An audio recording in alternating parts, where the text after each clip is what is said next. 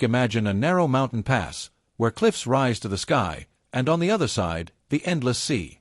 Here, between the stone walls, in the hot air, saturated with the smell of sweat, blood, and dust, one of the most glorious battles in history unfolds. This place is Thermopylae, the hot gates of Greece. And it is here that 300 Spartans, led by Leonidas, will face the countless army of the Persian king Xerxes. They know that they will not return alive, but they are not here to survive. They are here to remain eternal. The Thermopylae Pass is not just a road. It is a narrow stone gorge, through which the huge army of the Persians will not be able to move at the same time. What seemed to Xerxes a minor obstacle, Leonid turned into his advantage. He chose the ideal position, where the enemy's numbers ceased to matter. The ancient Phocian wall, once built by local residents, became a natural fortification for the Greeks.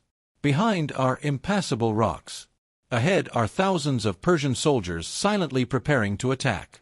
In the eyes of the Spartans there is cold confidence.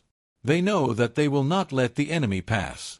By the way, if you are interested in such stories, do not forget to like this video and subscribe to the channel. This will help us create even more exciting content. You ask, why are there so few of them? When Xerxes invaded Greece, the Spartans celebrated Carniae, a sacred holiday during which fighting is forbidden. But Leonid, knowing that he could not delay, gathered his personal guard, 300 of the best warriors of Sparta. These are not just soldiers. These are men raised in brutal training, hardened by battles, who do not know fear. They go not for victory, but for honor. They were joined by about 7,000 soldiers from other Greek cities.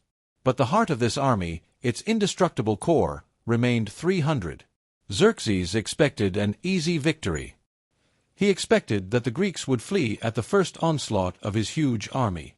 But when the Persians went on the attack, the unthinkable happened. The narrow passage turned into a meat grinder. The Spartans stood shoulder to shoulder, like one living wall. They acted as a single mechanism. The blows of their spears were quick and deadly. The Persian soldiers, accustomed to open battles, could not take advantage of their numerical superiority. They fell one after another, and the Spartans, changing ranks, inflicted more and more blows. Xerxes threw more and more waves of soldiers into battle, and each of them crashed against the Spartan wall. Even his elite guard, the Immortals, suffered a crushing defeat. But betrayal changed the course of the battle. A local resident, a coward and traitor Ephialtes, showed the Persians a bypass route through the mountains. The next morning, the Greeks woke up surrounded. Leonid understood, the end was near. He gathered his soldiers and said, "Let's go to the end."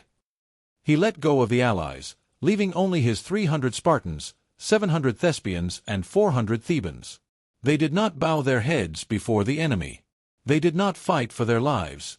They fought to become immortal. The Persians came from all sides, but the Greeks fought, sparing no strength.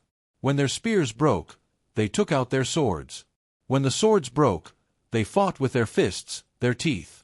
Leonid fell, pierced by arrows. His warriors stood their ground to the end. And when Xerxes finally defeated them, he ordered Leonidas' head to be cut off and placed on a spear. But even that could not erase Spartan glory. The Battle of Thermopylae showed the whole world that true courage is not measured by numbers. 300 warriors challenged the empire and changed the course of the war. It was their sacrifice that gave the Greeks time to gather their strength. It was their courage that led to the victory at Salamis and the final defeat of the Persians at Plataea. And even today, thousands of years later, when someone speaks of honor, courage, and fighting to the last, they remember the words that Leonidas threw back to Xerxes. "Come and take it, mu omicron lambda nu lambda alpha beta." Thermopylae was not a defeat. Thermopylae was a triumph. And this triumph will live forever. What do you think about this legendary battle? Could the Spartans have changed history if there were more of them? Write your opinion in the comments. Let's discuss it together.